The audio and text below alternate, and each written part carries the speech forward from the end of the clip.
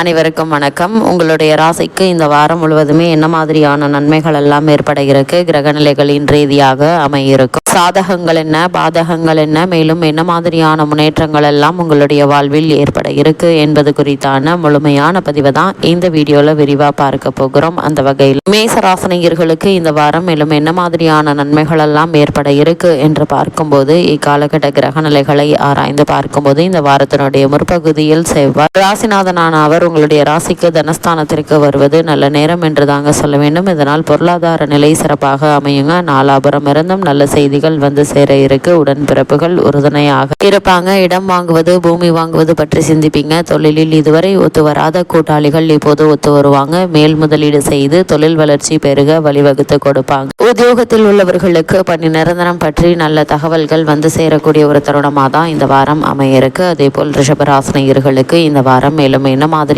நன்மைகள் எல்லாம் உங்களுடைய வாழ்வில் ஏற்பட இருக்கு என்று பார்க்கும்போது, இந்த வாரத்தினுடைய முற்பகுதியில் உங்களுடைய ராசிக்கு 2, 7, 12 ஆகிய இடங்களுக்கு அதிபதியானவர் செவ்வாய். அவர் உங்களுடைய ராசியிலேயே சஞ்சரிக்கும் போது விரயங்கள் அதிகரிக்குங்க. நல்ல காரியங்கள் நடப்பதற்காகவும் நாகரிக பொருட்கள் வாங்குவதற்காகவும் செலவிடுவீங்க. பயணங்கள் பயனுள்ளதாக அமையுங்க. அது மட்டும் இல்லாமல் பண தேவை உடனுக்குடன் பூர்த்தியாகாவிட்டாலும் காரியங்கள் கடைசி நேரத்தில் கைகூடி வரும் என்பதால் நீங்கள் கவலைப்பட வேண்டிய எந்த ஒரு அவசியமும் இல்லைங்க. எதிர்பாராத உதவிகள் கிடைத்து மகிழ இருக்கீங்க. தொழில் வளர்ச்சிக்காக மூலதனம் செய்ய ஏதேனும் சொத்துக்களை விற்கும் சூழ்நிலை உருவாக இருக்கு. சுப செலவுகள் வரும் வாய்ப்பு உண்டு என்பதால் அதற்கு தகுந்தாற்போல் பணத்தை சேமித்து வைத்துக் கொள்வது நல்லது. அதே போல் ஒரு சிலருக்கு தற்போது நடைபெற்று வரும் தசாபுக்திகளின் அடிப்படையில் தூரதேச பயணங்கள் கைகூடி வருவதற்கான வாய்ப்புகள் தென்பட இருக்கு. அதற்கான முயற்சிகளுக்கு இந்த வாரத்தில் நீங்கள் தாராளமாக முயற்சிக்கலாங்க. நல்ல ஒரு முன்னேற்றம் ஏற்பட இருக்கு. அதே போல மிதுன ராசினியர்களுக்கு இந்த வாரம் மேலும் என்ன மாதிரியான நன்மைகள் எல்லாம் ஏற்பட இருக்கு என்று பார்க்கும்போது, இந்த வாரத்தினுடைய முற்பகுதியில் உங்களுடைய ராசிக்கு 6, 11 ஆகிய இடங்களுக்கு அதிபதியானவர் செவ்வாய் லாபஸ்தான அதிபதியாக விளங்கும். அவர் விரயஸ்தானத்திற்கு வரும்போது விரயம் அதிகரிக்குங்க. வரவை காட்டிலும் செலவுகள் அதிகரிக்க இருக்கு. சுப செலவுகளை மேற்கொள்வதன் மூலம் வீண் விரயங்களிலிருந்து விடுபடலாங்க. குடும்பத்திற்கு தேவையான விலை உயர்ந்த பொருட்களை வாங்கலாம். பத்திரப்பதிவில் இருந்த இடையூறுகள் அகல இருக்குதுங்க. உத்தியோகத்தில் உள்ளவர்களுக்கு கடினமான ஒரு நேரம் என்பதால் கவனமாக இருப்பது அவசியங்க. அது மற்றும் சோதனை காலம் என்று கூட சொல்லலாம். உயர் அதிகாரிகள் உங்களுக்கு பணிச்சுமையை அதிகமாக கொடுப்பாங்க. தசாபுக்தி பலம் இழந்தவர்களுக்கு உத்தியோகத்திலிருந்து விலகி செல்லும் சூழல் உருவாக இருக்குதுங்க. அதே போல் கடகராசினியர்களுக்கு மேலும் என்ன மாதிரியான நன்மைகள் எல்லாம் இந்த வாரத்தில் ஏற்பட இருக்கு என்று பார்க்கும்போது, உங்களுடைய ராசி செவ்வாய் செல்கிறார். அதாவது ரிஷபராசிக்கு செவ்வாய் செல்கிறார். இந்த வாரத்தினுடைய முற்பகுதியில் உங்களுடைய ராசிக்கு 5, 10 ஆகிய இடங்களுக்கு அதிபதியான செவ்வாய் லாபஸ்தானத்திற்கு வருவது யோகம் என்றுதாங்க சொல்ல வேண்டும். தொழில் ஸ்தான அதிபதி லாபஸ்தானத்திற்கு வருவதால் தொழிலில் முன்னேற்றம், கூடுதல் லாபம் கிடைக்க இருக்கு. வாடகை கடத்தில் நடத்தும் தொழிலை சொந்த கட்டிடத்திற்கு மாற்றும் முயற்சி கைகூட இருக்குதுங்க. உத்தியோகத்தில் உள்ளவர்களுக்கு உழைப்புக்கேற்ற பலன் கிடைக்கவில்லை என்று கவலைப்பட்டவர்களுக்கு இப்போது நல்ல நிறுவனங்களிலிருந்து கூடுதல் சம்பளம் தருவதாக சொல்லி அழைப்புகள் வரலாம். சுய ஜாதகம் பலம் பெற்றவர்கள் அதை ஏற்றுக்கொள்ளலாங்க. பொது நலத்தில் இருப்பவர்களுக்கு அதிகாரத்துவ யோகம் உண்டுங்க. என்றைக்கோ குறைந்த விலைக்கு வாங்கி போட்ட இடம் இப்பொழுது அதிக விலைக்கு விற்று அதன் மூலம் லாபம் பெற இருக்கீங்க. சிம்மராசினியர்களுக்கு இந்த வாரம் முழுவதுமே மேல் என்ன மாதிரியான நன்மைகள் எல்லாம் ஏற்பட இருக்கு என்று பார்க்கும்போது, இந்த வாரத்தினுடைய முற்பகுதியில் உங்களுடைய ராசிக்கு 4, 9 ஆகிய இடங்களுக்கு அதிபதியானவர் செவ்வாய் சுகஸ்தானம் மற்றும் பாக்கியஸ்தானத்திற்கு அதிபதியானவர் தொழில் ஸ்தானத்திற்கு வருவது யோகம் என்றுதாங்க சொல்ல வேண்டும். தொழில்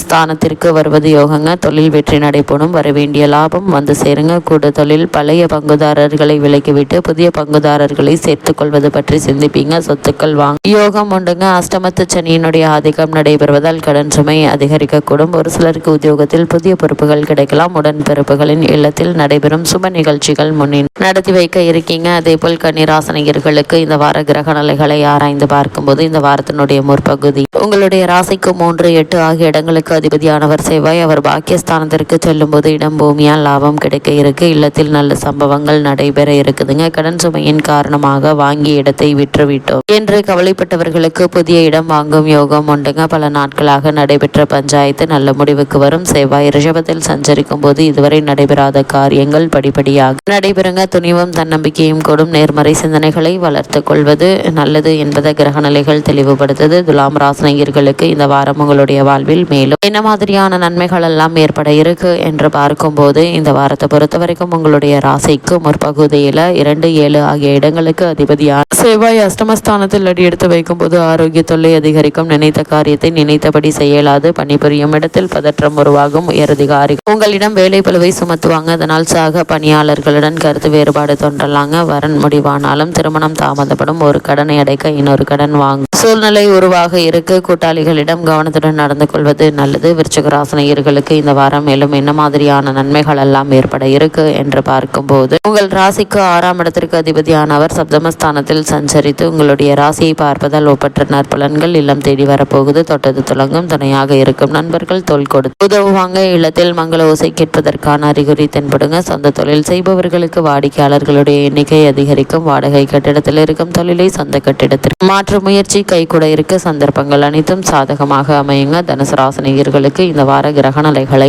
ஆராய்ந்து பார்க்கும்போது, இந்த வாரத்தினுடைய முற்பகுதியில் உங்களுடைய ராசி 5, 12 ஆகிய இடங்களுக்கு அதிபதியானவர் செவ்வாய், பஞ்சம வரை அதிபதியானவர் சத்ரஸ்தானத்திற்கு வரும்போது எதிரிகளின் பலம் குறையுங்க. இருப்பினும் மனக்கவலை அதிகரிக்கும். உறவினர்கள் பகையாக மாறலாம். உத்தியோகத்தில் மேலதிகாரிகளின் கெடுபிடி அதிகரிக்குங்க. சேர்த்து வைத்த சேமிப்புகள் கரையுங்க. பிள்ளைகள் வழியில் பிரச்சனைகளும் விரயங்களும் ஏற்பட இருக்கு. பூர்வீக சொத்துக்களை பிரித்துக் கொள்வதில் தாமதம் ஏற்படும். மகர ராசினியர்களுக்கு இந்த வார கிரக நிலைகளை ஆராய்ந்து பார்க்கும்போது, உங்களுடைய ராசிக்கு 4, 11 ஆகிய இடங்களுக்கு அதிபதியானவர் செவ்வாய். அவர் பஞ்சமஸ்தானத்திற்கு வரும்போது நல்ல பலன்கள் இல்லம் தேடி வருங்க. வீடு கட்டுவது அல்லது கட்டிய வீட்டை பழுது பார்ப்பது போன்றவற்றில் கவனம் செலுத்துவீங்க. அசையா சொத்துக்கள் வாங்குவதில் ஆர்வம் கூடுங்க. பிள்ளைகளின் எதிர்கால நலன் கருதி நீங்கள் எடுத்த முயற்சிகளில் வெற்றி கிடைக்க இருக்கு. அவர்களது திருமணம் சம்பந்தமாகவோ, வெளிநாடு சென்று படிப்பது சம்பந்தமாகவோ, வேலை கிடைப்பது சம்பந்தமாகவோ செய்யும் முயற்சி பலன் தரும் விதத்தில் அமைய இருக்குதுங்க. கும்பராசனியர்களுக்கு இந்த வாரம் மேலும் என்ன மாதிரியான நன்மைகள் எல்லாம் ஏற்பட இருக்கு என்று பார்க்கும்போது, இந்த வார கிரக நிலைகளை ஆராய்ந்து பார்க்கும்போது, இந்த வாரத்தினுடைய முற்பகுதியில் உங்களுடைய ராசிக்கு 3, 10 ஆகிய இடங்களுக்கு அதிபதியான செவ்வாய் சுகஸ்தானத்தில் சஞ்சரிக்கும் போது நல்ல சந்தர்ப்பங்கள் இல்லம் தேடி வருங்க. உடன்பிறப்புகள் ஒத்துழைப்பு உண்டு. தொழில் வளர்ச்சியும் எதிர்பார்த்த லாபம் கிடைக்குங்க. இடம் பூமி விற்பனையால் லாபம் உண்டு. எதிர்காலத்தை பற்றி பயம் அகழுங்க. அது மட்டும் இல்லாமல் இத்தருணங்களை பொறுத்த வரைக்கும் கடன் வசூலாகி கவலையை போக்கும். பெற்றோருடைய ஆதரவு திருப்தி தருங்க. உத்தியோகத்தில் உள்ளவர்கள் விருப்ப ஓய்வில் வெளிவந்து சுய தொழில் தொடங்குவது பற்றி சிந்திப்பீங்க. நம்பிக்கைகள் நடைபெறும் தருணமாக இந்த வாரம் உங்களுக்கு அமையிருக்கு. அதே போல் மீன ராசினியர்களுக்கு இந்த வார கிரக நிலைகளை